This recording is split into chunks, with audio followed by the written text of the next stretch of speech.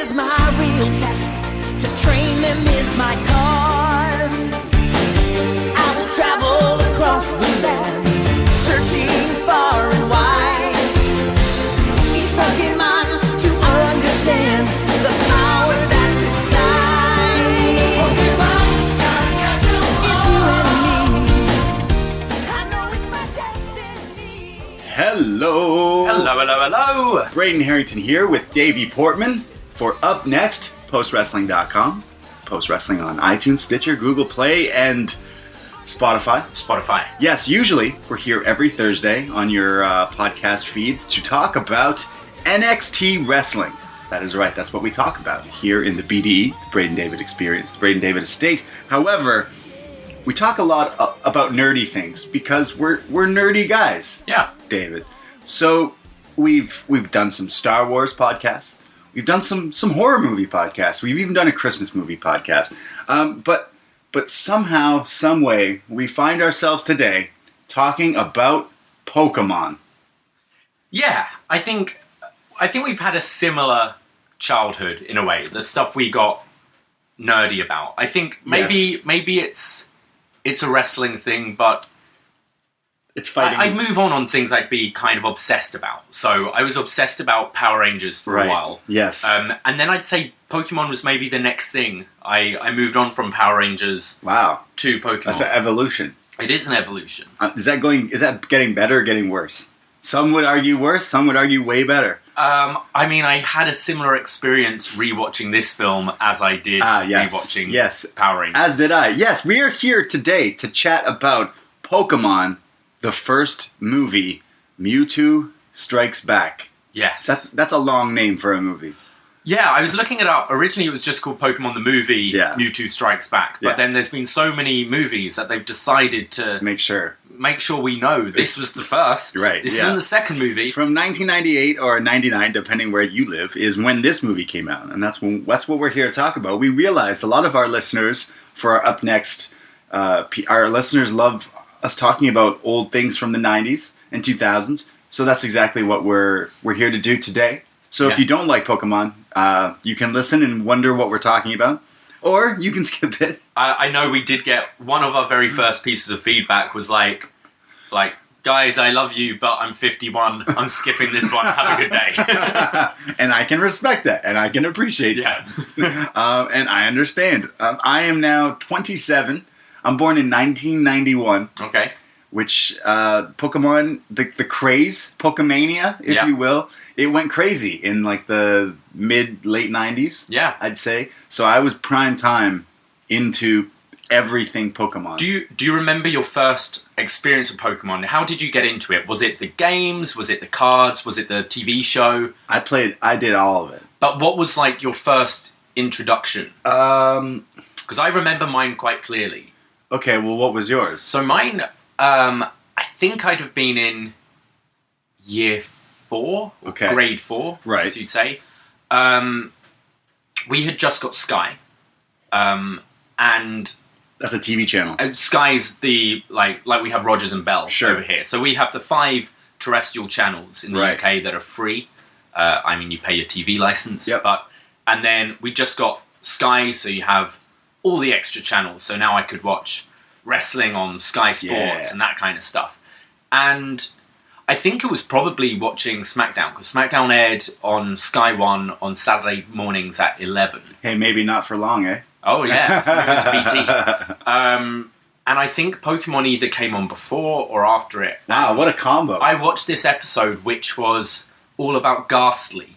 And they've gone to like this haunted house and there's this ghost. That's like the best episode. It was an awesome episode. Yeah. And there was so much mystery in this episode, and I had no idea what this was about. Right. I didn't know who these kids were. I didn't know what these creatures were. But I was like, this is really cool. So it's the show and this was before the show exploded. Okay. So it wasn't on ITV at this point. It was just on Sky. And I remember talking to a guy in my class who was like, I saw this cartoon yesterday, it was pretty cool. And he was like, oh yeah, that's that Pokemon thing. And then I'd say, give it 6 months and this thing blew up. Right. And wow. I remember lining up to I get the game from HMV, buying the Game Boy game. Yeah. So I remember my vivid. I don't remember if I watched the show first or played the cards. I don't remember what came for me, but I do vividly remember my mom told me for Christmas the one year that the games in the Game Boy was the big thing. That she said, okay, you know what? I'll get you the Game Boy with Pokemon. I was like, Mom, I really want Red. Okay. Pokemon Red when it came out, when it was coming out. There was red and there was blue, and I was like, I really want Charizard. You need to get me this game. She's like, all right, I'm gonna get you this game. She's like, no matter what I do for Christmas, that's what you're gonna get. And by no means me and my mom coming from like a really wealthy family. So for her buying a Game Boy is a pretty big deal, especially for a little kid, right? So I remember she was in a Toys R Us, and you had your spot in line, and there's only so many Game Boys, right? And a woman butted her, and my mom is like the sweetest lady, but my mom was like, nope, not today. Portuguese So, yeah. So she's like, excuse me, like we've been here for like 2 hours or whatever. Yeah. And Lily's like, oh no, like, and there was a whole scuffle, and I remember to this day, like that's the joke I can make to my mom, like, oh, don't want to see you fight someone off for the Game Boy. Have you seen Super with Rainn Wilson? No, I haven't. Do you know about it? Yeah. There's a whole scene about butting in line. There you go. So these people butt in line, and he's like, hey, you butted in line. And they're like, whatever. So he runs to his car, puts on his superhero costume, grabs a crowbar, and beats the shit like out of them. Garth in Wayne's World. And goes, you do not butt in line. People that butt in line are just the worst. I remember, like, again, my mom is like a super sweetheart, but she was like, realizing, like, wait a second, if there's only so many, people are trying to jump in line so that they get the ones, and then people are screwed over because they don't get the Game Boy. So I remember she eventually got this person out of the butting, but then when it came up to it, they're like, oh, sorry, we only have pink Game Boys left. And she's like, what? Like, whatever. I was like, Game Boy Color? Game Boy Color. Okay.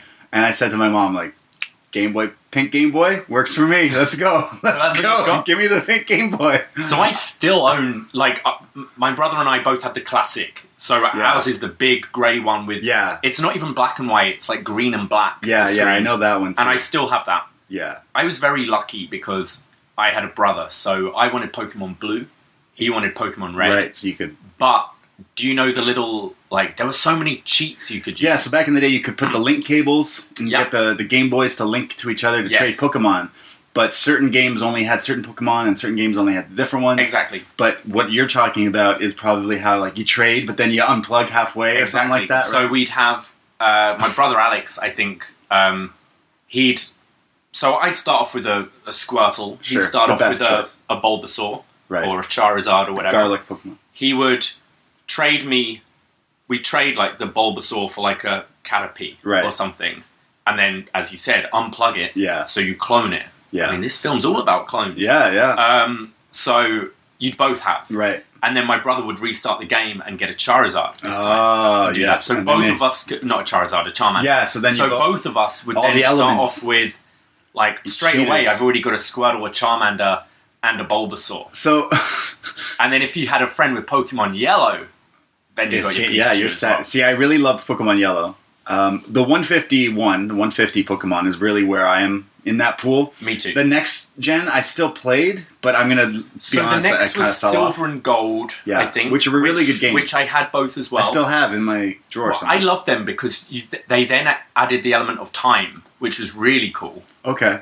Do you remember this? I don't really remember. So, like, I'm trying to think of Night Pokemon. Noctowl? Was that sure. Nocturne? Yeah. So the owl Pokemon, you could only capture if you played at night. Right. And they were like daytime Pokemon. So I thought that was really cool. Okay. And I'm not much of a gamer, but I was really sucked into the world of the Game Boy Pokemon. Like this is also pre mobile phones. I mean, mobile phones were around, but people weren't like. I don't know the exact fact, but people check their phone like 20 times an hour or something ridiculous like that. Instead, people were attached to their Game Boys. You could play it, put it down, pick it up, play it a bit more. It's crazy how Pokemon Go years later is a huge thing. Yeah. Like, you know, you can joke and say, who's still playing it? People are still playing this game. Like, sure. Literally, people are upset. I went on a Tinder date, and this girl had her phone notification go off, and it was for this, and she caught some random thing. And I'm like, do you even know this? And the girl caught a random thing from you? Shut up. It's just crazy how, like, even people who maybe didn't watch the show, didn't play the game, didn't play the cards, got into this app, and now play this all over wherever they go is this Pokemon Go, which is now on the phone. It's the smartest thing Nintendo could have ever done. But I remember playing the game because it's like you travel, you walk around in this world that's in your pocket. It was like the craziest shit ever, right? So everything from like the sounds in the game, the music playing, like it's everything about it is crazy. Battling someone. I think I still have like this, you know, like the Pavlov dog. You ring the bell and the dog salivates. Yeah. If I hear certain sounds like the battle sound, I think, all right, let's go. It's time to go. Like it's ingrained in my brain. Your brain only has so much memory for certain things. Half of it, mine is wrestling, but there's a tiny little folder in there that's for Pokemon 151, and for some reason I know random shit about it, and it's just crazy. Did you collect the cards as well? Oh yeah, I would play the cards, and I would trade and all that stuff. I never really played the cards. I collected them. Right. They were more just to own. What was the best card you had? I had a shiny Blastoise. Whoa, which was pretty awesome. Yeah, I remember that. I think it cost like £2.50 for the pack where you get like 6 cards. Right. And you normally the boosters. You'd get like some boosters. You'd get if you're lucky, a shiny, and then you could get the bigger bumper packs. Yeah, and then you'd get like certain cards. And there was I remember I fell out with a good friend twice over Pokemon. Of course, 100%. And I feel everyone has a very similar story as well. We had, when we were at school, we had trays, like in primary school. So you just have a tray that you keep your books and stuff in. Sure. It wasn't lockers or anything. Someone stole your Pokemon card. And I'm pretty sure we all knew who it was. We all knew it was this girl in our class, but we never had the proof, but we all knew it was her. Yeah. She stole all my cards. No. So my shiny Blastoise, gone. Oh, I'd kill her. And it was like, do I start over again or what? I was devastated. So then Pokemon got banned from school. Yes. The other thing I had was the fossil cards hadn't come out in the UK yet. Right. But I think they'd come out in like the States. Was that after the movie, maybe? Maybe, yeah. To tie in with this movie. And I had a fossil Pidgeotto. Okay. Which no one had seen in the UK. Sure. And my best friend at the time was like, hey, can I have that Pidgeotto? And he was like, and I was like, no, I'm good. And this was all over a lunch break at school. We're walking around the playground, chatting about Pokemon. And he's like, oh, I'll give you this for your Pidgeotto. I was like, no, I'm not trading my Pidgeotto, whatever you offer me. All he'd go on about is all break. I'm trying to move on the conversation. He's like, what about I give you these 6 cards? I'm like, I'm not trading my Pidgeotto. Yeah, been there. And I kept all my cards in like a box. Sure. Like, carry them around with me. I was cool. Yeah. And eventually I lost it and just threw the box at him. And was like, fucking have them all. You clearly don't care about our friendship. All you want me is for my Pidgeotto, so fucking have it. And so that was the first time that was over. You had heartbreak. The second from time Pokemon. was because he had the smaller Game Boy. Okay. I had the classic one. There was a cable. They were different, like, transfer sockets. Link cables. So I had the one, like, the big cable to the little cable. And we were like, let's both pay, like, £10 each to buy this cable. And he never paid me for it. So eventually my mum had to, like, go and knock on the door. And then she was mad at me because she was like...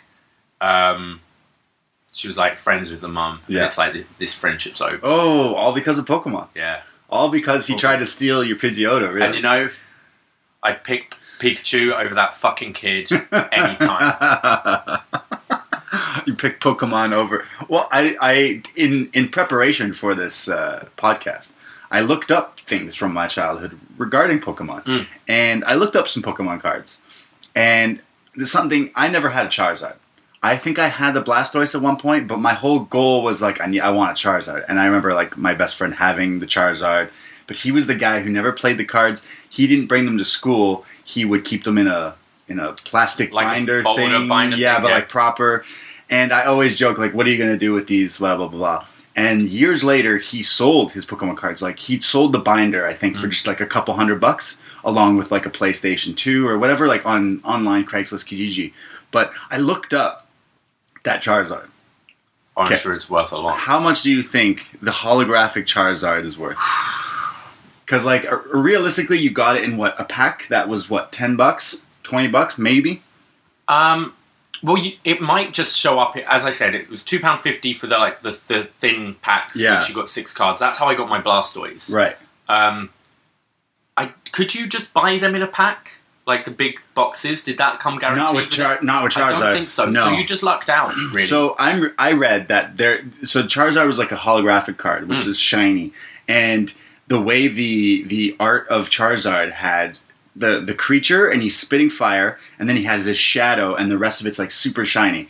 There was printing errors, and if you have a Charizard that doesn't have the shadow, you have $20,000 that you're sitting on right now. Jesus! If you have a Charizard that is missing the shadow in the design, which was like common at the time, probably not as common as the regular Charizard, you could probably be sitting on a lot of money right now. So I don't know how much your Blastoise was worth, but maybe you should go and try to find it. I wonder if I still have any of my Pokemon cards. I know I have a deck that has half Pokemon, and it's all like my fancy holographic ones mixed with Yu-Gi-Oh, but I never really played. But I'm about to cry. Why? If this girl from my class still has my shiny Blastoise, right? I hope she's not listening, because I'm going to say what it's worth. I don't know if it was shadowless or not. Okay. Let's say it was the regular shiny one. Sure. $1,000. That's still crazy. Like if this crazy, if a regular Charizard or whatever, I could do with $1,000 right now. Yeah, exactly. If it's the shadowless one, it's $2,700. That's nuts. That's crazy. And you said the Charizard's 20? The Charizard shadowless is $20,000. Fuck, so like I'm at, like the regular is probably, I don't know, $1,000 or so. So that's insane. I'm going to say, any of you collecting anything now, put in binders, keep safe. Especially if they're mint condition. Yeah. Shit is crazy. I was obsessed with the cards, but I more so remember playing, like I have an N64 here in the BD. I got Pokemon Battle, like that, Pokemon Stadium, sorry. Those were fun. But I remember the Game Boy games being the most thing. But the reason we got into this whole thing is because a new movie came out. Yeah. A live action movie, kind of. Sort of. It's live action. And it sparked our interest, and it sparked us doing this whole thing, I would say. And that movie is called Detective Pikachu. Yeah. Now, I've seen it. You've seen it. What did you think about it? I really enjoyed it. I think if you haven't seen Pokemon and not aware of Pokemon, it's probably a pretty bad movie. But I thought it was a lot of fun. My girlfriend's a big fan of Pokemon as well. So she loved it. I loved it. It's Ryan Reynolds playing Pikachu. Yeah. I thought it was a lot of fun. I thought that exact thing. I thought I had a lot of fun. I thought it was really cute. Me too. Everything... you're right. I couldn't imagine not knowing what Pokemon is and seeing this, because you'd be like, this is dumb. Like, I don't understand. A lot of the Pokemon in this new movie were Pokemon I don't even know. Yeah. But when it showed older ones in a live action setting, it was mind-blowing. I loved Psyduck. Psyduck? I forgot that Psyduck's like one of my favorites. Psyduck's like the worst Pokemon. He's the worst, but he's so cute. I'll tell you, I wasn't going to see this movie. Okay. And then I saw the trailer. And in the trailer, spoilers, Magikarp turns into Gyarados. And I was like, all right, I got to see this fucking movie. I love that scene as well, with Magikarp just flapping around. Because my favorite episode of Pokemon as a kid was when Team Rocket, Jesse, he gets scammed into buying a Magikarp on a cruise ship, and then the cruise ship goes down, and then they're like telling him, like, you bought a Magikarp, you're screwed for life. And everyone who's ever played the games, like, the Magikarp sucks unless you get it to level 100. It would take a long time. Yeah, it takes your whole game. Because what I would do, you'd have to have it as your starter Pokemon. It's terrible. So it it would come out first, and then you'd call it back right away and put your strong Pokemon. So it would always get like you can't attack. It would always get points to level up. So Magikarp is this tiny little goldfish that just flops around, doesn't do shit. You can't attack people with it. You can't fight battles. But when it finally evolves into Gyarados, it's this crazy, huge, like Japanese-inspired dragon and underwater. Like it's just fucking nuts. So seeing that in a live-action movie, I had to see that. I thought the movie was so much fun. Mr. Mime was my favorite part. Oh, I forgot about that. That was so good. That was so funny. I can't believe they figured out how to make Pokemon that funny. In a that kid's was hilarious. Movie. Yeah, I thought when a kid's movie can make you like laugh really loud, then you're doing something right. I thought that was so funny. I forgot about that Pokemon entirely until that scene in this Detective Pikachu.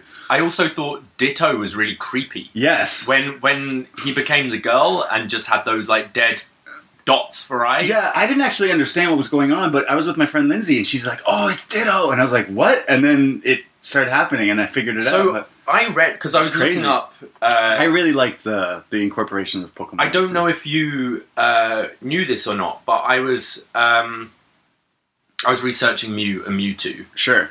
And it was saying that a lot of people think that Ditto is a failed attempt at cloning Mew. Oh, okay. So Mewtwo is the first successful one, but people think that that they tried lots of different attempts to clone he's purple, Mew. So and they say apparently they both weigh the same. They're both 8.8 pounds or 4 kilograms. They both learn transform naturally at level 0. But yeah, so they believe that Ditto is the failed. Wow, that's some in-depth Pokemon, in-depth research on Pokemon there. I really liked Pikachu as a character. Pikachu everywhere in the world is a huge thing. I've been to a Pokemon Center in Tokyo. It's fucking. If you're a Pokemon fan, highly recommend going. Again, I'm a Pokemon fan to a degree. I think I was more as a kid. I wouldn't say I'm now. So me going there was like, oh, this is really cool, amazing. What am I doing now? And like moved on with my day. Whereas other people would be like, holy shit, I'm in a Poké Center. Like, this is crazy. Everything about the movie is how I imagine, like, I want to see more movies with Pokemon in it. I want to see, like, the movie, like, the game turned into a movie, essentially. What I found weird was the city, the fictional city in the film, was London. And they made no attempt of making it not look like so London. Strange. The Gherkin was there. You had obviously they had the London Underground signs. They added a lot of weird things. It's like, would they film it in London? I don't know. I assume so. Because it was strange. They tried to make it the city the Rhyme City, I believe. That's right. Which is Rhyme a color? Because I thought Pokemon, the cities were always named after colors. Pallet Town, and then you move on to, Oh, true. Don't you? Isn't it always colors? I don't know. That bugged me in this new Detective Pikachu. I was like, wait a second. Where's Pallet Town? What's going on? So wait. So you're saying it was London? The Gherkin, which is a famous building in London. Okay. They made no attempt at change. I'll show you the picture because right now. They made it look like a bunch of cities put together.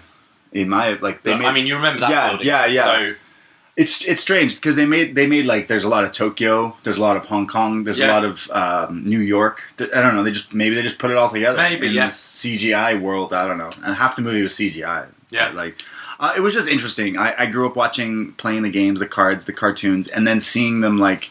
I know it's still CGI, but in a live action setting, it's quite interesting and quite cool. I think there is a market for more Pokemon movies. I know they were thinking of a Pokemon series for Netflix. I know Nintendo is messing around with Netflix to start series of shows like Zelda series, Pokemon series. That would be maybe more the route. I can't see myself going to movie after movie of Pokemon. That being said, I bet people would. So yeah, there's a lot of movies out there now. Yeah, there's everything. And there's a lot of them on Netflix already. I just find this was the first movie. Detective Pikachu was the first live action Pokemon movie. Like, that's what they went with. Yeah. It's just strange. I loved how, because I originally thought from the trailers and stuff, this was going to be a kind of standalone thing. Yeah. But Detective Pikachu acknowledges, or they acknowledge the film we're about to review. It's pretty much them, it's them going off this story, to be honest. Which I thought was pretty cool. The movie we're reviewing today, Pokemon the first movie, Mewtwo Strikes Back, is actually being remade and re-released in CGI, in animation, this year. Okay. So that is Yes, no, I did see yeah, that. that is exactly why this movie ties in with the Detective Pikachu movie and ties in with that whole story of why they're... Because maybe you're wondering, why is Pikachu a detective? Which is what I was wondering. Yeah. The whole fucking thing. Which I figured out the plot in this movie really quickly, but it's a kid's movie, so I'm not mad at it. But I don't know. I had a lot of fun with Detective Pikachu. Me too. I thought Ryan Reynolds was really funny. Mewtwo. Yeah. I thought Ryan Reynolds was really funny, even as Pikachu, but it's just crazy. Like, I told my mom that I saw this movie, and she just, like, rolled her eyes. She's like, sure, of course you did. Well, I guess we should talk about the movie that we're actually here to talk about. Sure. So, is there anything else you need to say about Pokemon in general, or Pokemon Detective Pikachu before we talk? I just wanted to say, I'll give more facts about the film after we've reviewed it, but have you heard of Pokeflu? No. So apparently when this film was originally released, it's, you know how like day after the Super Bowl has a record number every year of people calling in sick Sure. to work. The day this film came out, no kids went to school. Whoa. Everyone had the had the Pokeflu. I wonder if I skipped school. I remember I've never skipped school for a movie. I've done that. Because it's like, just go after school or go at the weekend. I remember my mom took me and my buddy. We were, probably like 6 or 7 or 8, and my mom fell asleep during this movie. The whole movie. My mom's never fallen asleep in a theater except this movie, and she'll always joke that it was Pokemon the movie. So I'd have been 9. She liked Digimon though. Yeah? I don't know why. She's like, Digimon movie was better than Pokemon movie. I'm like, okay, Mom.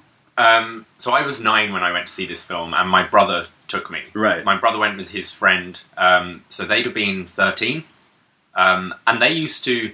I think they watched it kind of jokingly in the morning before school. Right. Whereas I, like, properly Because you were younger, it. yeah. So they went along for a laugh, but really it was... My parents didn't want to take me. Sure. And my brother was like, sure, I'll do it. Yeah. So yeah, I remember that was one of the only films I think that my brother would have taken me to that I was not old enough to go yet. Because anyone can see Pokemon. Yeah. And neither of us watched this, but do you remember the intro vacation? Yeah, let's talk about that, because we didn't watch that part, but it was part of the movie technically. It's Pikachu's vacation. He goes on vacation on an island. I remember there's a Charizard at some point. It's just a load of Pokemon being dumb and cute, I think, from what I remember. There's no real story to it, and looking at reviews on like Rotten Tomatoes and stuff, the critics just fucking hated this short. It was essentially like, Pixar always do a little short before. It was essentially that, but for 20 minutes of nonsense. That's probably why my mom fell asleep in the theater. Yeah. It's like, well, fuck this. I'll see you in an hour. But she didn't fall asleep during Digimon. She'll always bring that up. Okay, let's talk about Pokemon, the first movie, Mewtwo Strikes Back.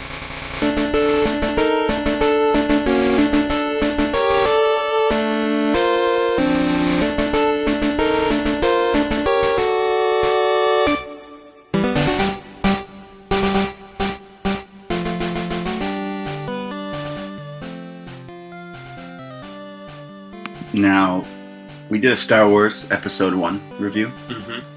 20 years ago that movie came out. 20 years ago this movie came out. So we're just on a roll of 90s movies. 1999. But my notes for Star Wars were like, trying to take notes of Star Wars Episode 1 I got a lot of credit for doing a good job, considering. Yeah. So, that being said, cut me some slack for watching Pokemon. What are your notes on this movie? I tried to get in depth, but holy, this movie. There's not that in depth you can go. This movie is a shallow pool. The movie is very basic. I mean, I'd say the episode, some of the episodes had. Actually, no, the episodes did have a deeper story. As I said earlier, that haunted castle with the ghost of the girl, awesome. This is a very, very basic story. Yeah. Okay, so. Ancient civilization, there used to be, dinosaurs and cavemen, but there also used to be Pokemon. Years and years ago. Not BC, but BP, before Pokemon. Oh. Get it? There was extinct Pokemon, and there's ancient ruins, and we see this this Pokemon fly off in the distance. But we see this crew in present day, and they're trying to find fossils. They're explorers, and what do you call these types of people? Archaeologists? Yeah, archaeologists was the word I was looking for. They were looking for the fossilized Pidgeotto card. Well, that's essentially why that card kind of came. They gave you cards for the movies when you went. If you went to this movie, I believe you got the fossilized Mew. If you went to the theater, they handed you the card. So people were trying to trade and sell those cards because the only way to get them was when you went to the movies, which is a huge thing. And they did that for movies to come, I believe. Same with Digimon. So there's ancient ruins, and these archaeologists and researchers, they find what they think is the fossil of the ancient Pokemon known as Mew. They then they try to clone this creature, this Pokemon, and they realize that he can communicate through telepathy. How do you pronounce telepathy? Telepathy? Telepathy? Telepathy. Well, they use telepathic research, and they're trying to clone different Pokemons. And like we said in the Detective Pikachu, it kind of ties in. We see the OG Pokemon in these chambers, in this research facility, in this lab. We see a Charmander, we see a Bulbasaur, we see a Squirtle. The best three anyone can ask for. The original, the OG 3. And they're trying to clone these Pokemon. They're trying to insert the telepathic powers into other things. Basically, it's Jurassic Park, but Pokemon. This is Jurassic Park. This is Jurassic World making that brand new dinosaur. Yeah, like they're all trying to do that. And it shows this flashback of this main doctor, and he's trying to bring back a clone of his daughter who had passed away named Amber. And he's going through these visions, and there's visions of Pallet Town, like I said, and a girl. Her name is Amber. There's always people with colors, and Ash. He was. There's all these things, but they think the cloning, the powers are working, and we see the Charmander, Squirtle, and Bulbasaur in these chambers, but they fade away. The powers are too strong, and nothing is working. So Amber reappears, and this doctor thinks that this is working, that the powers of the Pokemon are bringing back the dead, but it's not, and they fade away as well. So this doctor is upset and crying, and it's all like an emotional thing, trying to get you involved in why the doctor is kind of doing this, why the bad guy, what's the incentive here. So Mewtwo basically comes alive in this pod, in this chamber, and he's talking to them, and he's telling them that this is real life, and I don't really know. I don't really know what's going on. I was like, cool. There's a Pokemon, and you're cloning it. It felt like Jurassic Park. Yeah. Step 1 to 3. There's a voiceover guy. He's telling us about the most powerful Pokemon is Mew and all these things. And wouldn't you know, Mewtwo breaks free. He breaks the glass of the chamber, the tank. He uses his psychic powers, and he explodes the place up. It's a whole explosion. Which we see again in Detective Pikachu. It's pretty much the same thing. Yeah. It's the same scene, essentially. I will say, I watched this before I went and saw Detective Pikachu. Okay. It was really cool to see this, and then being brought to life. Yeah, sure. Pikachu. I mean, I found it cool the other way around, because I appreciated Detective Pikachu more. Sure. Because I was like, I didn't realize how similar this was. Yeah, it's very similar. I guess they're like, what's the best story we got? Let's go with that. So Mewtwo uses his psychic powers. The doctor, before, he's about to be like killed or something, he explains that Mewtwo, you are just a copy of you're just an experiment. You're a clone of a fossil. Mewtwo, you shouldn't say that to an evil Pokemon, because then he gets angry and Mewtwo escapes. The doctor says, we wanted to create the most powerful Pokemon, and we succeeded.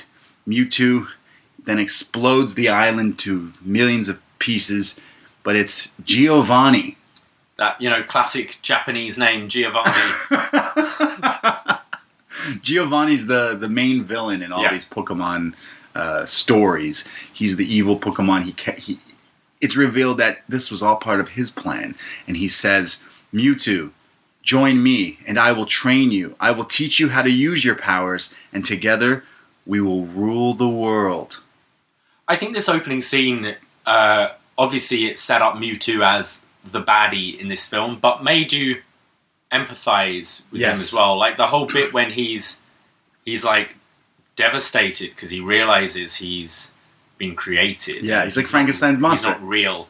I thought that was quite cool. Imagine you woke up one day and someone's like, "We just made you." Yeah.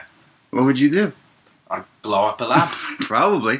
It shows Mewtwo. He takes up Giovanni on that offer, and he puts on this like suit, and he's training with his telepathic powers, and I don't know. He's throwing Pokemon all around. It shows like clips here, and then he basically tells Giovanni, "Now that I've learned all these powers, fuck you," and flies away into the distance. And then the credits start. Pokemon, the movie. The classic theme song plays. Do you know the lyrics to the second verse? To which? I want to be the very best. That's the first part. Yeah. Dun, dun, dun. Every challenge along the way, with courage I will face. Okay, you and me, we love karaoke. Oh, yeah. We go to karaoke quite a bit. Mm. I see people sing Pokemon at karaoke because this is how the conversation goes. Where are we? Oh, we're at a bar? Oh, there's karaoke today? Oh, we're at a bar with karaoke. Oh my god, that's so funny. Okay, what are you going to sing? Oh, I don't want to sing. Okay, no, you sing. Okay, I don't know what to sing. Okay, I got an idea. Then they do Pokemon, because it's only a minute long. But no one knows the second verse. No one else. Such a good song. I like the second verse. But like, everyone's like, oh, there's more to this. And then they're like, it's like when people do the Fresh Prince theme, but they don't realize there's actually a longer version. Right. So they're like, I don't know this part. And then they're just up there singing nothing. What do you think's a better theme, Pokemon or Power Rangers? They're both really good, I think. That's tough. I had both of them. I had the DJ play both of these at my 18th birthday. 18th? Yeah. Not 8th. 18th. 18th, yeah. That's a tough one. I do like Power Rangers Solo, though. It's very Crazy Train, Ozzy Osbourne, so I don't know. Okay.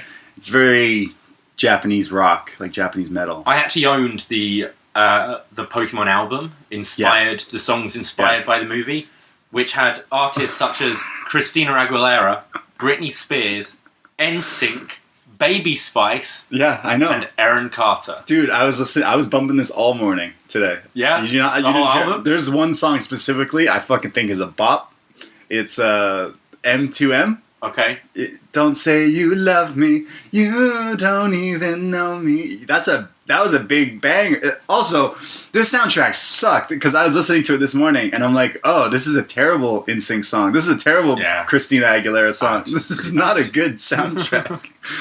The intro theme will forever be legendary. One of the greatest. Yeah, exactly. What about the Poke Rap? You know, I love the Poke Rap. Charmeleon, War Turtle, yeah, that's it. You sound just like him. I always love the who's that Pokemon? And then you yell at your TV, and then it comes back and you were wrong. Yeah. Yeah. Team Rocket's Rocket, fighting trouble, Poke Trouble, double trouble, now you lost trouble. me. Now I don't know. Now I don't know what you're talking remember about. that one? Team Rocket? Must have slipped through the cracks. No, it's good. The classic voiceover guy, who I have to say is fantastic. I forgot about the narrator. Yeah, he's quite sassy, isn't he? Yeah, like from the show. Yeah, he's good, and he's doing it here, and he's fantastic. He basically fills us in on what's happening with our main characters in this movie: Ash, Brock, and Misty. They're all chilling on some island. They're having a picnic with their Pokemon. Some pirate guy comes up to Ash and he says, "Hey, I want to fight you. Are you Ash, the Pokemon trainer? Let's battle." And then, "I want to be the very best." And then Ash pulls out his Bulbasaur. He beats the guy's Rhino Rolly thing. That's gonna be the whole podcast, is us explaining Pokemon without knowing the names to the Pokemon. The Rhino with the Rolly thing is what the so Detective Pikachu comes out and there's a scene. We're gonna have a load of people mad listening to us. There's a scene in Detective Pikachu where Bulbasaur, like, I don't know, near the end of the movie, Bulbasaur like is in the movie, and a lot of people were calling it the garlic Pokemon. Right. Like on Twitter, people weren't sure what Bulbasaur was. Rhyhorn. Obviously, everyone knows that.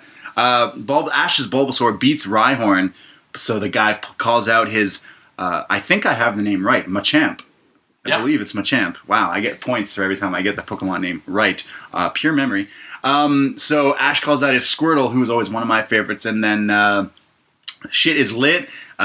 He basically is upset Ash is whooping all his Pokemon's asses, so he pulls out all his Pokemon, and then Ash is like, yeah, Pikachu, fuck him up. So Pikachu basically clowns all these man's Pokemon. The dust is settled, and this guy basically loses to Ash and walks away. But there's someone creeping in the bushes, and it's someone we might recognize, and it's Team Rocket. They're basically spying on the crew, because the story is they're always trying to steal Pikachu. They want that Pikachu. Why? Is Pikachu rare? It's just this specific Pikachu is super powerful. It's true, right. Yeah. Ash's Pikachu's always I just want to go back to the song once again. Oh, right. I forgot to mention, that was one of my favourite moments of the movie. What? When Pikachu is depressed singing the Pokemon theme. Oh. What, in this scene? No, right in Detective Pikachu. Oh, okay, yeah. And Kim went out to the bathroom at that point, and when she came back, I was like, Ryan Reynolds is one of her favourites, and I was like, you just missed Ryan Reynolds as Pikachu being depressed singing the Pokemon theme. Just like, what? No! Yeah, that was very funny. There's then a Dragonite, and we see it flying by, and it gives them an invitation to battle. Now, do you remember Dragonite was a pretty popular Pokemon card? Because I got the name right of this Pokemon, because I remember everyone wanting the card. But in the opening credits of the show, it showed this clip of this Dragonite. So people were always like, when are we going to see this Pokemon again? And then it just shows up in this movie, and it has a man purse. It gives them an invitation to this lucrative battle, this secret battle. So they all want to go. There's a group of trainers that are being invited to this battle. It's kind of like Mortal Kombat now. So this movie basically took little things from everyone else and put it all in one. So there's this secret battle on a secret island that trainers are invited to go to, and they can go and battle. One of the people there, Brock thinks is cute. I remember now Brock thinks everyone is cute. Oh, yeah. Now I realize why I relate to Brock the most. There is a Clefairy. The Clefairy there tells them that, in fact, you won't be going to this island because there's this crazy storm. But it is revealed that Mewtwo is in charge of setting up this whole thing. He's the one inviting these trainers to the island, and he's the one who started this storm in the first place to see if you can fight the storm and get to the island, then you deserve to fight me. The police say that there's a missing nurse from the local area. I'm going to guess it's Nurse Joy. It's Nurse Joy. Oh. Ding, ding, ding, ding, ding. Remember that? Brock says she's cute as well, and that she looks familiar. Well, yeah, they all look the same. They all have the same name and all look the same. Every city is like, yeah, my sister Joy in the other town. Yeah, my cousin Joy. There's Gary is here. Is it not Gary? It looked like Gary. Yeah. You know who I'm talking about? Like Professor Oak's nephew? Yeah. The Dick? So in the game, you could name yourself, which most kids just name themselves Ash. I guess you named yourself Dragon Dave. Did you ever name the bad guy Gary, not Gary? I sometimes named him like Dickhead or something. Yeah. Mine was Assface. So if my mom ever looked over at my screen and it's like Assface, she'd be like, what the fuck? Yeah, you always name Gary like the terrible thing, like Dickhead. Yeah. Bottlenose or some shit. Yeah. However, Gary has a Gyarados, which is very funny. Gyarados. And he's like, screw the storm. I'm going to ride my Gyarados to the island and get in this battle. The Viking Raiders show up. There's a boat with Vikings on it. And it's actually Team Rocket in disguise, dressed as Vikings, to try to trick Ash, Brock, and Misty to get in the boat so they can steal Pikachu. And there's a line... this is interesting, yeah. They go, I didn't think Vikings still exist. And they go, they must still in Minnesota. Yeah. Because they're kind of doing that weird accent. Yeah. I thought this was quite funny and a weird line to put in for a kid's film. What a weird line. They say, I didn't know Vikings... the adults. I didn't know Vikings still existed. Well, they mostly live in Minnesota, because the Minnesota Vikings. The Viking Raiders. So it's revealed that they are actually Team Rocket, and they say, prepare for trouble, make it double. They then all go overboard, but the Pokemon save them. Ash has a Squirtle, which is a water-type Pokemon. which is able to save him. Misty has like all sorts of... What's the stupid star? Starmie? Starmie, is that the name? Staryu? Starmie? Starmie? Staryu! They are saved from their Pokemon in the water. Brock is the one who needed help saving because he has a lot of rock type, which does not work. It's going to weigh you down. Yeah, that does not work in water type scenarios. So they get saved and they make it to the island. Therefore, they are worthy. There is a girl there who basically is there to welcome them to this island. Again, a very Mortal Kombat-esque because it's like, welcome to the island. And Brock says, hey, you look familiar. Spoiler, it's the nurse. It's just the missing nurse. But you don't know that yet. All the trainers who made it to the island, they are now worthy. I note here that some guy has a Pidgeotto. Playing the video games, everyone had Pidgeotto because that's like one of the first... You get Pidgey like really early on, and then usually you stick with Pidgeotto all the way to the end because he can fly. Yeah. So he can get you everywhere. So shout out Pidgeotto. He's a real underrated Pokemon. Yeah. Because, like, realistically, you probably played a lot with that character. Oh, yeah. Just saying. Completely. So, shout out Pidgeotto. Gust. Was that one of them? Yeah, exactly. Bit of Gust. Yeah. I always love a little bit of Gust. Someone has a Blastoise now. So now they're in this, like, this hall in this island, in this dark, like, quarters of a chamber. I don't know. Weird setting. And all these trainers are there, and they're told, like, hey, take your Pokemon out. You gotta, make sure this is an official, like, battle kind of thing. Show us what kind of Pokemon we're dealing with here. So everyone has their Pokemon, like, chilling, and that's why I like the Pidgeotto. But there's a Blastoise. Your shiny Blastoise, that's probably worth a lot more money now. And Mewtwo reveals himself here. He says, I am the greatest Pokemon master there is because I am created this way, essentially. He basically wants to steal all this Pokemon. We don't know his motives quite yet. I write down here, remember Team Rocket, it's Jesse and James, but they have Meowth as well. Yeah. And Meowth is a Pokemon who can talk. Yeah. So we can understand Meowth. But Meowth has a Brooklyn accent, and I never understood why. So now's my time to ask, why do you think Meowth has a Brooklyn accent? Same reason Giovanni's named Giovanni? Yeah, I mean, it's the typical, henchman sidekick accent, isn't it? Yeah. Hey, boss! Yeah. It's always that, isn't it? And it's like a cat with shiny coins on its head. I like it. It works. Yeah, it does. I just like, what? Yeah. I say some trainer talks shit and gets hit with some psychic shit. So obviously there's a trainer who's talking shit to Mewtwo. He uses his telepathy and attacks him. I just got sidetracked. Sorry, I'm looking at your laptop and you've got password 1234. Is that in case you forget? No, I got my computer finally fixed. Okay. And they had to like reinstate everything. Right. Like my hard drive, I got a solid state inserted, so they gutted my old one. But I asked them to do a clean reinstall. Yeah. So I just haven't changed the password yet. So hopefully, this guy's baked. He might forget the password is 1, 2, Well, they thought I was famous. They thought I was like a famous DJ. They're like, my computer's covered in stickers, including Pokemon stickers, I think, and Spice Girl stickers and post wrestling stickers. And they were like, "Oh, like, what do you do? Like, you a DJ or something?" And I was like, "What?" They're like, "Oh, like you're asking us to make your computer really fast, and you have like all these really cool things." I'm like, "No, I just need my computer fixed." I'm like, "Yeah, podcast about Pokemon. Can we hurry this along?" God, don't make fun of my passwords. My next password's gonna be Pikachu 1. Nice. Yeah. So Mewtwo, he basically tricked all these trainers. They all took their Pokemon out, and he basically just washes them up. There's a Gyarados. He fucks that Gyarados right up.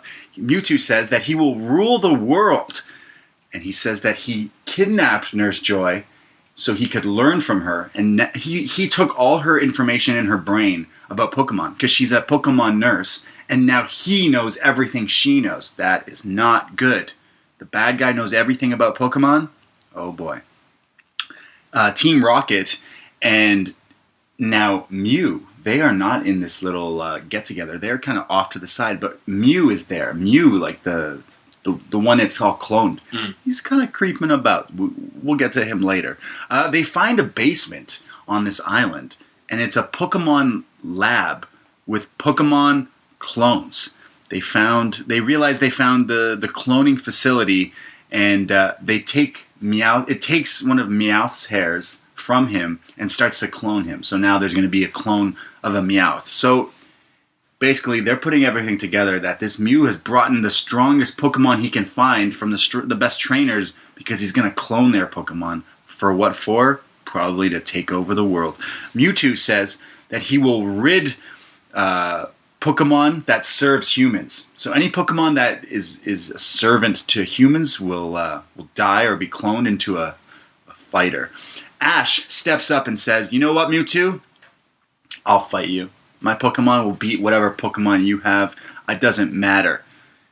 He says, "Like all trainers, I too chose them, but I copied them in all its evolved forms." I don't know what they're saying. Ash is like, "You know what? Fuck you." Pulls out his Charizard. Ash has a Charizard. But we learn his Charizard is poorly trained. There's a girl who has a Blastoise, and there's also a Venusaur, which is the Bulbasaur thing, right? Man, this is strange. His Pokemon's not really trained, and we learn that, so therefore Mewtwo clones his Charizard, and I don't know what's going on. The clones of the Pokemon are stronger. That's usually how it works in the movies. Superman gets cloned, his evil clone is stronger until something near the end. That's the crib notes on this movie. Not great. He claims all their Pokemon. He uses like Pokeballs, sorry. Like his own special Pokeballs. Yeah, like special evil ones. Evil Pokeballs. Yeah, because there's the Pokeballs, there's the Master Balls. Yeah. There's all sorts of Ultra balls. Ball, I think. There's lots of balls. Pikachu is being chased, and he's Pikachu! He's running away. Very sad and cutesy. Pikachu is the cutest Pokemon out of all of them, I would say. I like Psyduck. You think Psyduck is cuter than Pikachu? Yeah. That's wrong. Ash then chases Pikachu because he's being chased by the Recon Pokeball, and he stops him from being cloned, but they realize that all the clones are now starting to hatch. Ash breaks out with the Pokemon, and they decide that they're going to fight Mewtwo. And this is a pivotal point in the movie here. It's a pivotal point in any episode of the show. It's something I learned in life. When Ash turns his hat backwards... Oh, shit's gonna go down. Shit is going down! He's about to fuck shit up. He says, "You sent us to die, but we're gonna fuck your shit up, Mewtwo." And this is where this pink bubble appears. And it's Mew. Not Mewtwo, but it's Mew. So Mew saves Ash here. So Ash tries to step up to Mewtwo, and basically is about to die, because you cannot fight this creature, this being. But Mew reveals himself and saves the day. So now there is a fight for the ages. Mew versus Mewtwo. There's psychic powers and spoon bending and all sorts of stuff going on. I don't know. So, while that's happening, now there's cloned Pokemon and there's the real Pokemon, and it's just a huge battle of Pokemon. I thought this sucked.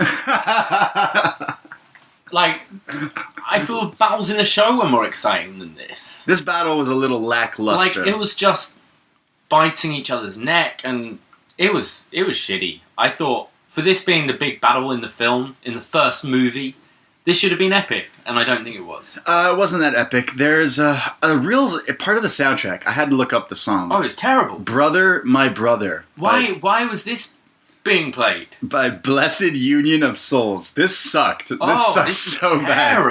It's like all emotional and piano-y. Like, oh god, it was so bad. So I'm glad you agreed with me. Yeah. I really did not like this. They should have had Creed, My Sacrifice, playing instead. It would have fit better than this. Brother, My Brother. It's just what terrible. That's the lyric. Oh god, it was bad. So it's a clone versus. It's like Star Wars. Clones versus.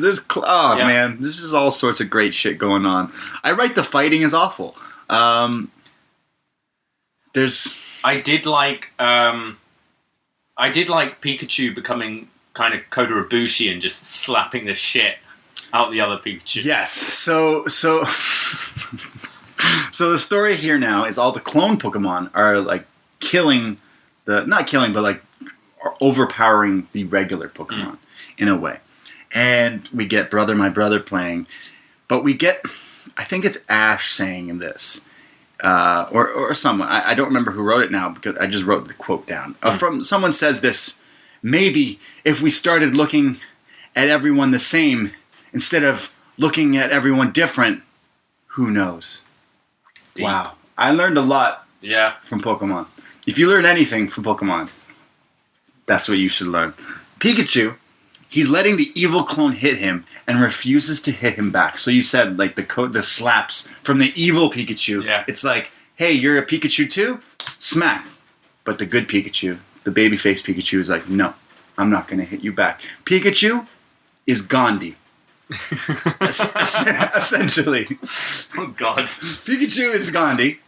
He is like, nope, I will not resort to violence. You should get that as a tattoo. Pikachu is Gandhi, or it's Gandhi as Pikachu. Like someone needs to Photoshop or draw me Gandhi as Someone's Pikachu. Someone's gonna find that terribly offensive. I actually really love Gandhi, and I actually really love Pikachu. So I don't see any harm in my sentence. They're both idols. So Pikachu is like, nope, I won't fight you. I'm going on strike instead. He refuses. He's just getting beat by this other Pikachu. He's getting slapped up. He's getting beat up. And Ash says that it's time to take a stand. Enough is enough, and it's time for a change. He gets in, and he jumps in front of these psychic beams when the Mewtwo and the Mew are fighting still. And he's like, stop the fighting, stop it. But he jumps in front, and the psychic beam from Mew and the psychic beam from Mewtwo, they turn Ash into stone. Damn. He drops to the floor, and everyone in this arena, everyone in this island stops because Ash is dead. Ash has been turned to stone. It's all quiet. Pikachu, in the saddest moment of the movie, runs over. He's like, Pikachu. He's like trying to shock him back to life. Like, you know, he's using his electric thing to kind of bring him back to life. It's just not working. And you can see even the clones Pokemon, the trainers, Mewtwo, everyone's watching on because it's so emotional that Pikachu and his friend, his beloved trainer Ash is dead. Pikachu starts to cry. All the other Pokemon, they start to cry. Everyone is crying. And if we learned anything earlier in this movie, they told us that, Pokemon are here because Pokemon bring life to this world. Yeah. And here we are, someone's dying because of them? What a terrible, terrible thing. Well, all the tears of all the Pokemon, they come together and they bring Ash back to life. Wow. It's magical. It's beautiful. Can you even imagine this? Yeah. Wow. Just magical tears. Just Pokemon tears, bringing a man back to life. Bringing a boy. The boyhood dream has come back to life, and Ash is there. Mewtwo, he stands up. He says, I see now. I know. I understand. I understand what's going on. It's what you do with the gift of life. These events that have just transpired, they will be all forgotten. They will be best forgotten. It was all a dream. He basically, Men in Black when they do the thing and you forget everything. Mewtwo's like, this movie sucks. You're going to forget it ever happened. And he wipes their memories. So Mewtwo, recap, Mewtwo is evil. He wanted to clone all the Pokemon and make Pokemon rule the world instead of humans. Because Pokemons have just been serving humans, fighting for entertainment and all these things. But realizes now, that's not why we're here. Sure, fighting isn't the answer, but, we can all get along on this earth. Which is actually really, to pause there, contradicting this whole series, this whole... Yeah, I mean, the whole thing is you train them to fight each other. The story here is don't fight. Like, fighting is bad. But that's we're talking about the cards, we're talking about the games. Like, that's all you do. Yeah, I think you've got to look at it more like wrestling, I guess, which is you're not trying to kill the other person. You're just it's sport. I think it's more like fighting sport, like MMA, boxing. Like that makes more sense. Think a UFC fight. Like they'll pound the shit out of each other and then they'll hug and shake hands at the end. Just like I think that's okay as a sport, but just fighting for fighting for hate, that's wrong. We shouldn't fight each other. Right. We can have sportsman-like battles, but hey man, I already told you, Pikachu's Gandhi. yeah, he does not fight. Fighting is not the answer. But if you still want to buy our toys and games and cards that all involve fighting, then go on ahead and please do so. So fighting is bad, and it's fine. So it was all a dream, and we come back, and the dream is over, and Mewtwo, like, I don't know, flies away or some shit. Brock finds Nurse Joy, so I don't know, he's in love again. He falls in love quite a lot. Yeah, like you. I relate to Brock, mostly because I got an Onyx. Brock says Nurse Joy is great. He also says she's beautiful. Mew, the original Pokemon, he's there because he kind of saved the day. I don't really know what's going on. Mew flies away into the sunset and the shiny things there, right? Ash says that on his first day of being a Pokemon trainer, so therefore the first episode, actually, of Pokemon, he saw a rare Pokemon, and today he saw another one. So if you go back to that first episode, he saw this, like, bird. It's Ho-Oh. Ho-Ho? Ho-Oh. Ho-Oh. Yeah. That doesn't sound like such a legendary...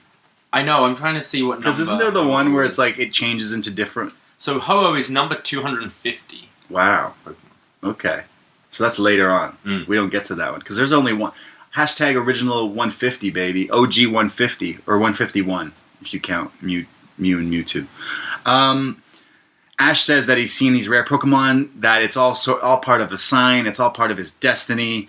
There's many strange legends surrounding the mysteries of Pokemon, but for Ash and his friends, the journey has just begun. And then Team Rocket signs off again, and they fly off. And that's the end of the movie. That's the movie. Wow. What a fantastic piece of film. I don't know what else to say. It's just a long episode, really, and yeah, I think the series is better. I think the series is better too. Yeah, the series is even the first episode, I think, is more emotional than this. Yes. The original series, the first episode when Ash is with Doc Oak. Sorry, Doc Ock? No. Professor Oak. Professor Oak. And I mean, it's been a while since I've seen it, but Pikachu is reluctant, doesn't like Ash, and then doesn't Ash get attacked by Pidgeys? And so Ash... No.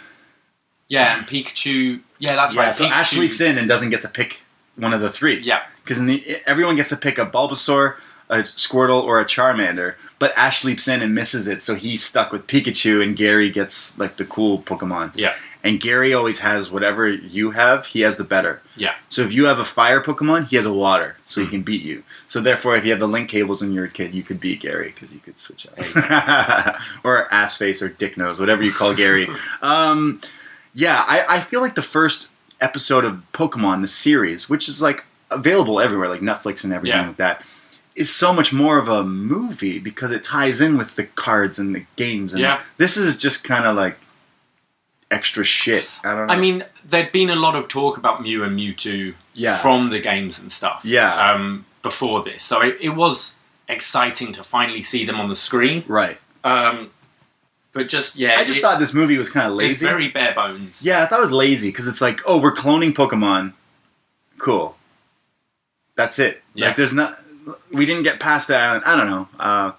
I thought they did a good job of taking this storyline and kind of moving it into the Detective Pikachu storyline. Yeah. It made the storyline make way more sense in that movie. Yeah. Like, still ridiculous. Still a completely silly premise, silly everything. But that's what this is. Like, it's very, fantasy, fairy tale. So I thought they did a good job of kind of rehashing it in the new Detective Pikachu. But watching this as a man in my late 20s, I can say I did not. Yeah, I did not. I can understand why my mom fell asleep. I mean, the critics agree. There you go. It's got 15% on Rotten Tomatoes. Yeah. So 3.5 out of 10. That makes sense. It did very well, though. Of course. It's still the #1 anime movie ever in the North America. Okay. I believe. So it debuted at #1. Of course. Earning $10.1 million on its opening day. Fuck. It was the biggest animated film opening for any film in the history of Warner Brothers. During its first weekend, it grossed $31 million. And $50.8 million since its Wednesday launch in 3,043 theatres, which averages to about $10,199 per venue over a 3-day span. Crazy. So it did very well, and it held the record for being the animated feature with the highest opening weekend, but it would be beaten 2 weeks later by what film? Star Wars. No, animated. Oh. So biggest animated opening weekend. Disney, yeah. 1998? 1998. Like Tarzan or something, I don't know. Toy Story 2. Ooh, Yeah. Toy Story 2. Knocking off Pokemon. Beat it just 2 weeks later. Wow. Yeah, I could see. I mean, Toy Story 4 about to do the same thing. Years later. Yeah. Years later, we're talking about going to the theater to see Pikachu in a movie. And in that movie, there was an ad for Toy Story 4. Like, how crazy. Yeah. Years later, these things are still going on. That's insane. That's crazy. We should review Toy Story. I love Toy Story. Way better of a movie than... I love Toy Story. Toy Story 3 makes you want to, like, cry. Like, I cried for like half an hour. Yeah, like, Pikachu didn't really hit those heartstrings for me as much. Because, you know, Pikachu's Gandhi and he saved the day and all that. I remember seeing it in theaters. I probably saw it more than once. No, I think I saw it once. I just saw it once, yeah. I think I saw it once. Cause, you know, and I didn't even see it on VHS or DVD after. This was the second time I saw the film. Yeah, I don't remember much, so I might be on the same track. I remember liking it as a kid, but again, I was probably 6, 7 when it came out, so Don't judge me on my youth. Don't judge me on anything. I try not to judge you. Yeah, I know. It's difficult. we asked our listeners, our listeners, every Wednesday when we do NXT, we do forum.postwrestling.com, and we ask your comments or questions on NXT. But when we do these movie reviews, we ask you for your feedback as well, and that's what we're going to talk about right now. So let's go to forum.postwrestling.com and see what our listeners have to say. And I'm going to go first here because it's our friend Scrump. Ah, Scrump from Pro Wrestling Tees in Chicago. He says, "Bang, bang, what's up, guys? First time, long time." First time, long time. Does that count? Wait a second. Has he written? I don't... Have you written before? He's co-hosted, so I don't think it counts, but first time, long time. Anyways, he says, "There's 3 movies I vividly remember going to as a kid. These movies are Mighty Morphin Power Rangers, The Phantom Menace, and Pokémon the movie. You've now covered all 3 of these movies." Wow, look at us go. We need to cover more children's movies from the 90s, obviously. What's next? Jumanji? Rugrats the movie.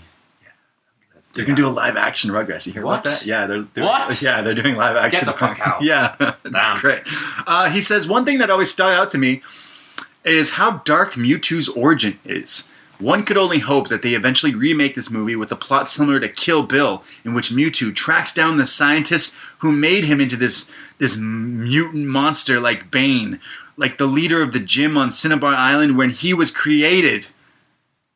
Scrump clearly knows a lot more about Pokemon than I do. They must have Pokemon Funko Pops? Oh, those things? for sure, they must. Scrump has a room with just those things in it. So. Yeah. He says, "Love you guys and can't wait for you both to come down to Chicago for Survivor Series. Hooray." We don't say that on the show. Go. We have PJ River. "I have been playing Pokemon for over 20 years. I like the many aspects of the games. Hunting shinies, building competitive teams, breeding. It's a never-ending quest. The anime is not as good as the manga or the games, but Team Rocket has to be the best stable just ever. Really, they lose every time. Team Rocket never wins. Yeah. They're baddies that they're suck. jobbers. I have watched the first 4 movies. I really love the third one. This one was a meh for me, especially when you know what they are able to do story-wise in the manga or in Pokemon Black and White. The story was too simple. No real plot, and Ash is the most hateable character ever. Everyone should have jumped for joy when he died. Pokemon has depth when the characters are reflecting on the conditions of the creatures and why they are used the way they are. They could have done this way more with Mewtwo, but they didn't. Kids would have enjoyed a clever story too.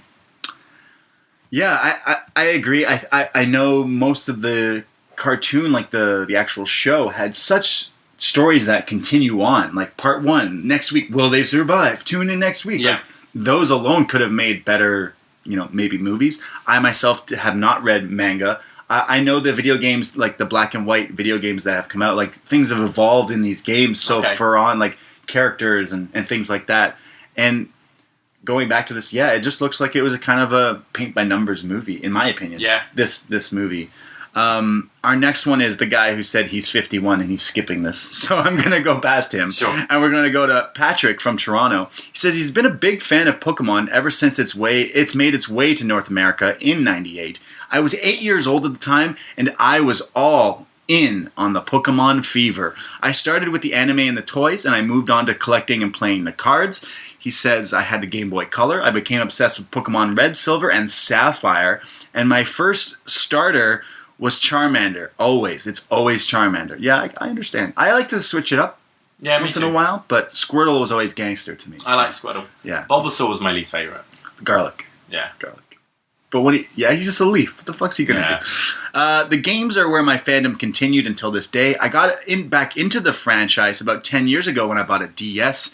He says he still loves the games because they're still enjoyable and fun to play. Yeah, I think Nintendo has a different power over video games than, say, your other consoles. It has that fun factor that maybe games these days don't quite have, I would say. Yeah. Like, Nintendo games are more maybe built for kids, but if I were to pick up some new Pokemon, I bet I'd like it. Nintendo's easy to just pick up, play for an hour, put down, whereas, I feel the other consoles are more serious. Yeah, I don't really like that. He says, I'm not going to watch this movie again because I remember it kind of being a crappy movie. Yeah. I just wanted to leave my thoughts on the franchise as a whole. He says, P.S. Davey, buy a DS and jump back in on the bandwagon. This all started because you found my Pokemon in my drawer. Your Game Boy game? Yeah. So I do want to get one. You did talk about that, so maybe you need to get back in. We have Mike Hogan from The Throne Show and Warwick via Liverpool. Nice. I love this recent wave of nostalgia for Pokemon. Pokemon the movie was a huge event when I was 8, and I remember trying to get the exclusive Mewtwo card everywhere when it came out. Couple of points and questions for you. 1. Is Ash thinking Pikachu died the most emotional thing you remember from your childhood? Bar Mufasa dying. That's from the first episode where Pikachu tries to save Ash, the Pidgeys kill him, and you think and then he saves Pikachu. It's pretty emotional. As I said, it's way more emotional than this scene. I don't know, man. Ash turning to stone was... No, it just didn't... Because, as said, he's so whiny. He's annoying. Ash is so ass. There was a program called The Animals of Farthing Wood. No. Did you have that over here? No. It was a cartoon about these animals trying to find a new home. No. And it did the Game of Thrones thing before Game of Thrones happened, where they just killed off major characters. Sure. And this was a kid's show. Okay. And I remember, I think it was Badger. Badger and Mole were like a team. Mole would always be on Badger's back to be taken on their journey. Okay, maybe I did have seen this show. And Badger died. Oh. And the scene where Mole is trying to revive him is fucking heartbreaking. I mean, Pikachu crying here was really sad. But I do think, Pikachu almost dying in the first episode is very emotional. He goes, who is the most underrated from the original 150 and why is it Hitmonlee? Hitmonlee? Hitmonlee is lit. Lee. Yeah, Hitmonchan is lit. Those are the two wrestling Pokemon. Yeah, they're like boxers, aren't they? Well, there's Machamp, which is Hitmonchamp or Hitmonchamp? Let me ask you, speaking of underrated, from, let's just say 150, what was your favorite Pokemon? I liked Eevee because it evolved, you could evolve it into different types of Pokemon. Vaporeon. And Eevee's quite cute as well. Yeah. I always liked You were mentioning the Ghost episode. I always liked Ghastly turns... Wow, this is my knowledge. I swear this is memory. Ghastly turns into Haunter, and Haunter turns into Gengar. And Gengar is in the new movie.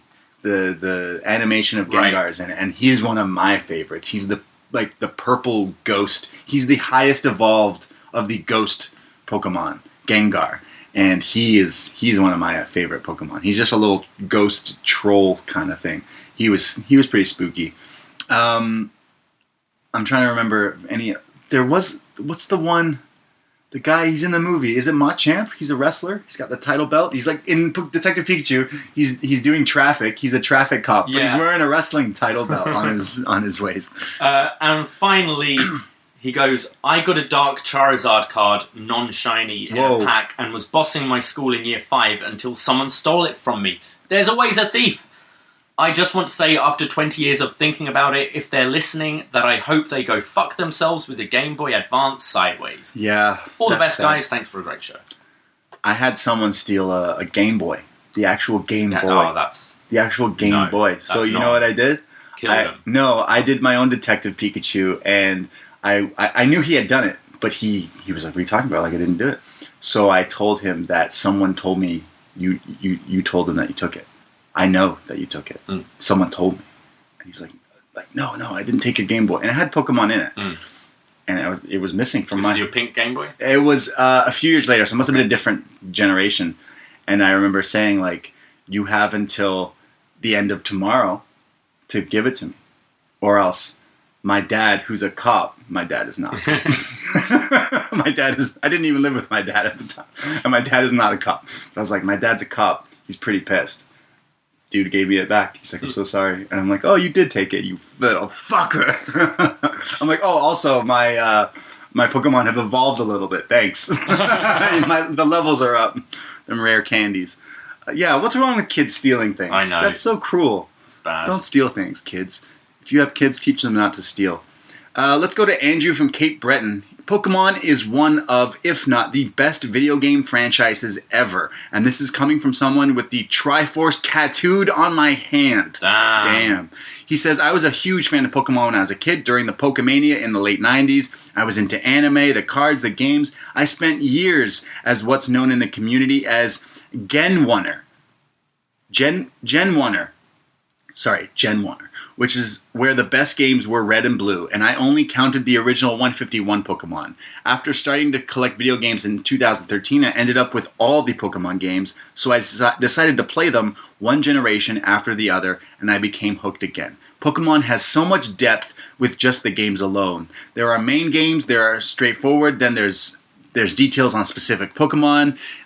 He goes into saying his favorite Pokemon is Shedinja,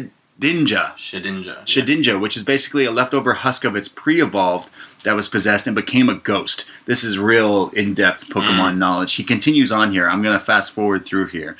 He says that this is definitely the longest feedback I've ever left. He says Pokemon is a 10 out of 10, but he leaves us some websites if you are interested in more knowledge of Pokemon. He says that Bulbapedia.com, Bulbapedia in general, is the Wikipedia of Pokemon, and it will help you with any Pokemon knowledge you will. It's essentially the Pokedex. Yeah. Right? Yeah. Isn't that what that is? He also says go to Smogon, a hub for competitive Pokemon with the Smogon rule sets with detailed strategies. I believe that's the card game. Because you know there's a specific way to play. Yeah. The rules you played as a kid are really not the rules that you're supposed to play. Okay. There's different rules. And I think he's like legit involved in playing some serious Pokemon. He also says go to PokemonShowdown.com, which is a Pokemon battle simulator, which is played from the 3DS. I don't even know what he's saying right now. But there's some knowledge. I suggest, there's loads of stuff here. Just go to the forum and have a read. Because then we have other people kind of commenting on this feedback, and they're saying that they also use all these Pokemon sites that has been aforementioned. So PJ River mentions Cerebi as well. We go to Ari from Montreal. Man, I still remember going to the theatre to see this epic movie. Still remember getting a free card if you went to the movies. Pretty sure it was a Machamp. Things from the movies I remember is finally knowing what the fuck happened when Ash went to get that gym badge and, well, Mewtwo escaping. Also, Pikachu facing Pikachu is still something that doesn't leave a dry eye in the house. P.S. I have also procured takeover tickets. Yay!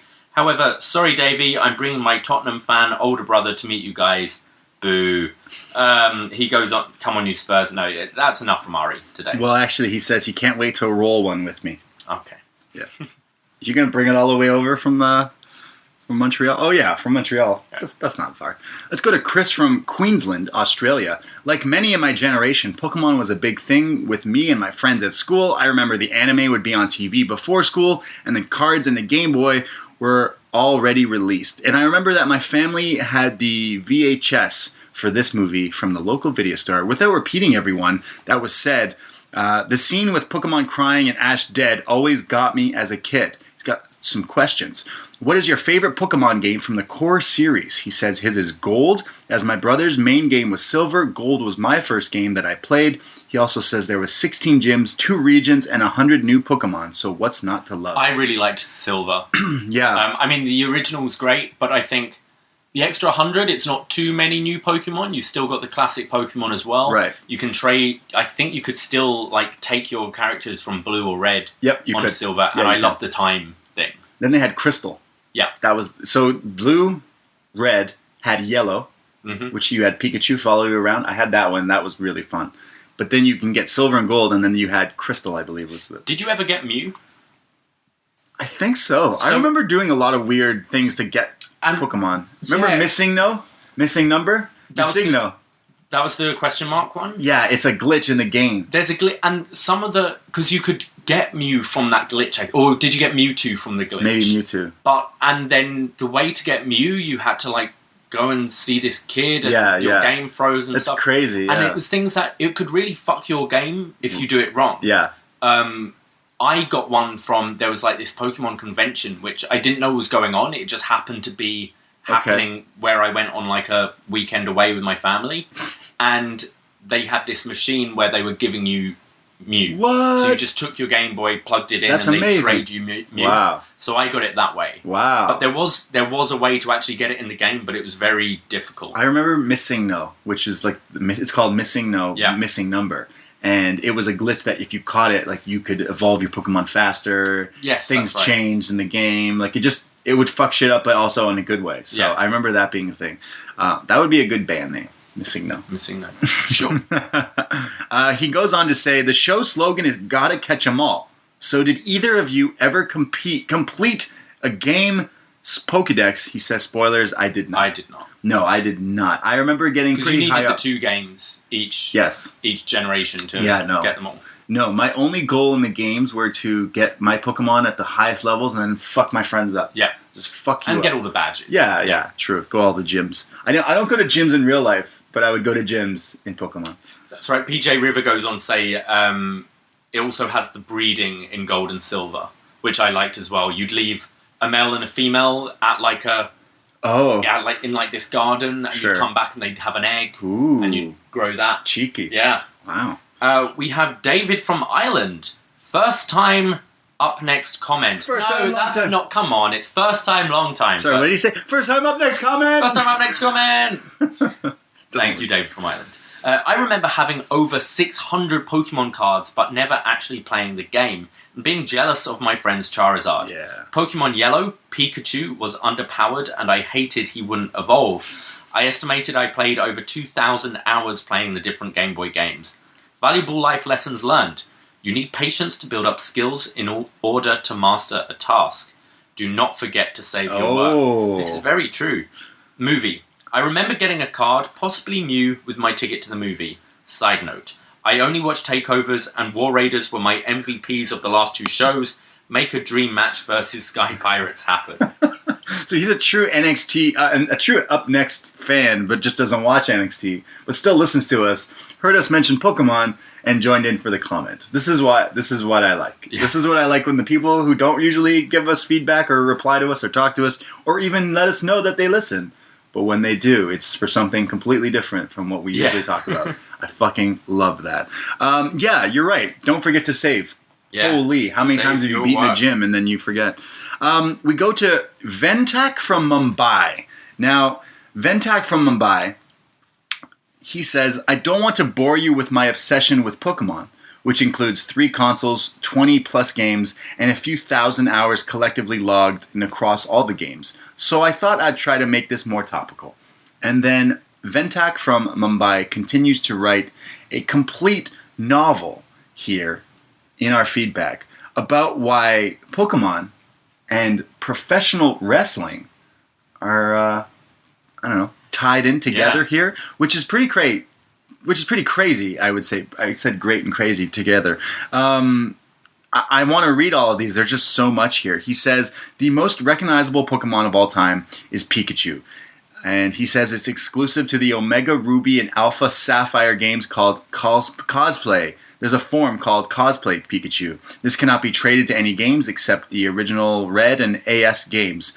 One of the cosplays Pikachu does is that of a luchador called Pikachu Libre with a signature move of a flying press. So he's telling us that there's a special version of a Pikachu that does Lucha Libre moves. He also says a better frog splash than the Miz did at Money in the Bank.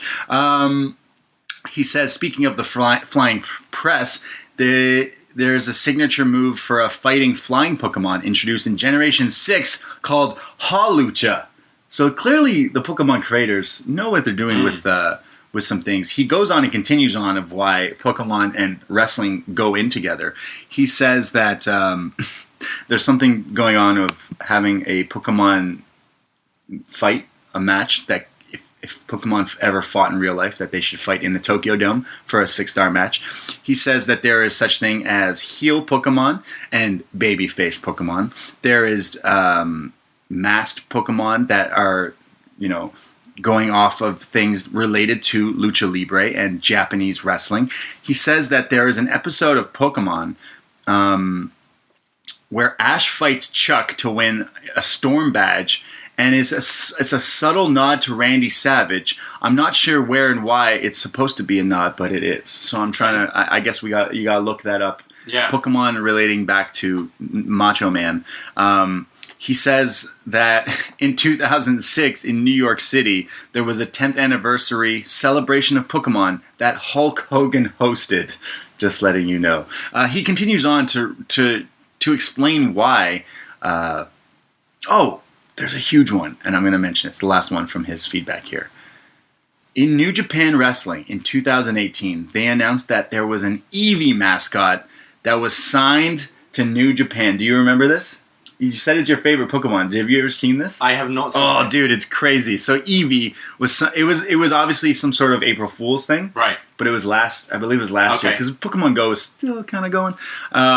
So there was Evil and Eevee in New Japan Pro Wrestling. Amazing. So he continues on. So go to forum.postwrestling.com and look for there's a lot of really good stuff here. Thank you, Ventek from Mumbai. Clearly, you know a lot about Pokemon. We should have consoled you for this review because clearly you know a lot more about this than we do. It's amazing that they're actually reading this. There is a lot of tie-ins to Pokemon and wrestling because it's fighting. Yeah. And there is wrestlers there is Pokemon that do wrestling moves. Completely, Right? Like, we talk about watching, Power Rangers. Half the moves they do are moves in wrestling. Yeah. So, very, very interesting. I would have never thought to kind of put those together in my world here. But it makes sense. As you said, it's sport. It's not like... Yeah. It's not like...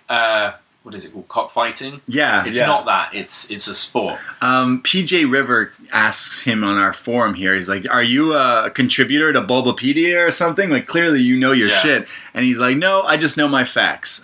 So, Ventek, God bless you. And finally, we have Charbel from Victoriaville. Real quick, someone said in the comments to Davey to buy a DS and jump back in the bandwagon. Please do not. Go for the Nintendo Switch as Pokemon Sword and Shield Generation 8 is coming this fall. What?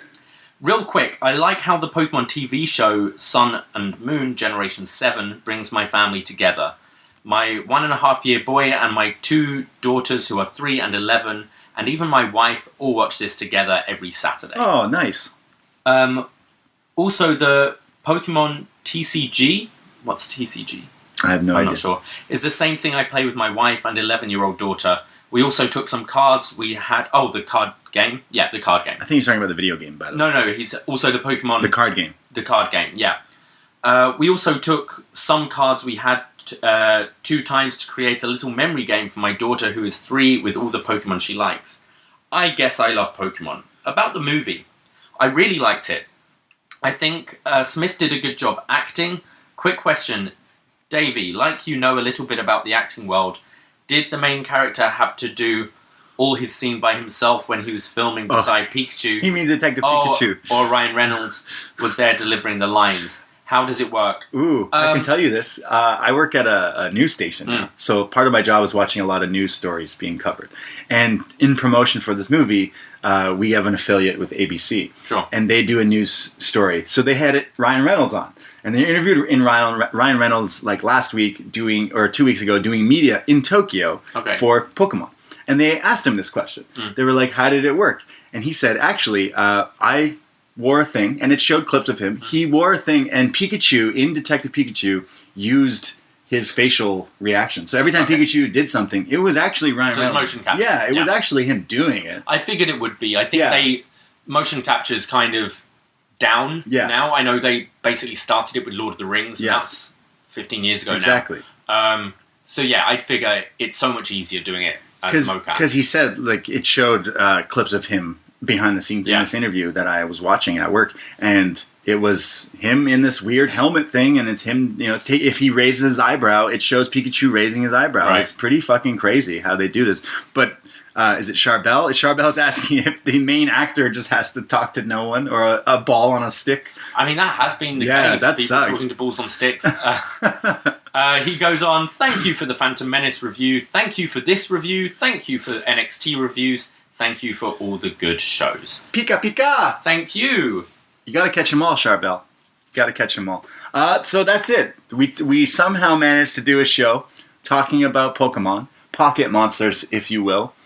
I can't say we will be doing a Digimon one in the near future. Maybe one day we'll talk about Pokemon again someday, somewhere. Is there anything else you need to add to talk about Pokemon? I think I'm pretty Pokemon'd out. You're pokeyed out? Pokeyed out. Yeah, that's about it. There's some housekeeping. Yes. Go listen to Davey and your friend Mike do the Game of Thrones final review, the finale of Game of Thrones. If you loved it, if you hated it, or if you know nothing about dragons like I, go to our website, postwrestling.com, and download that. Actually, I went to a museum in Melbourne, Australia. Okay. And I was in a hall, and it was all about dragons. Right. In this museum. Yeah.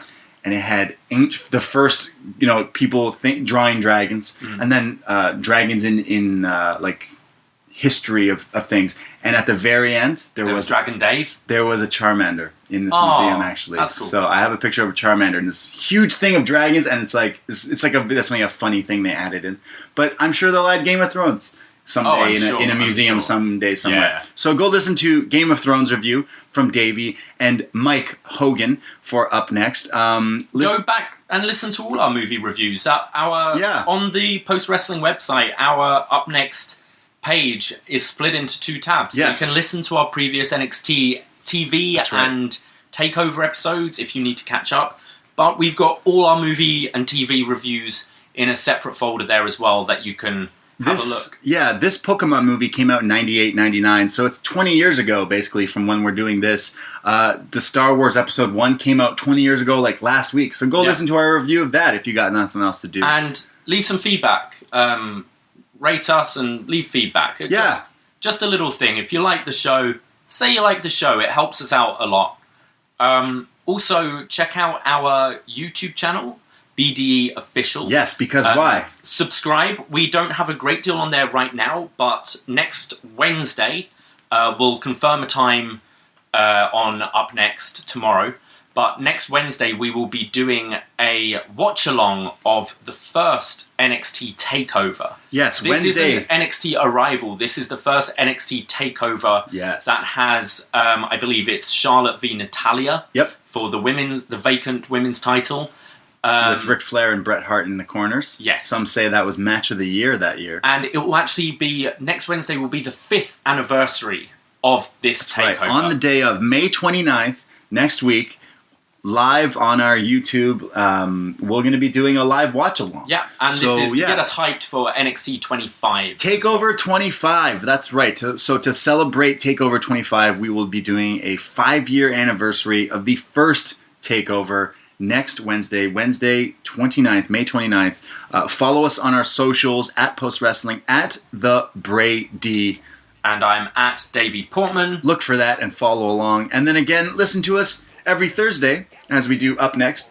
We review NXT every Thursday. And then we will be doing a TakeOver 25 special as well on June 1st after TakeOver 25. So look for that.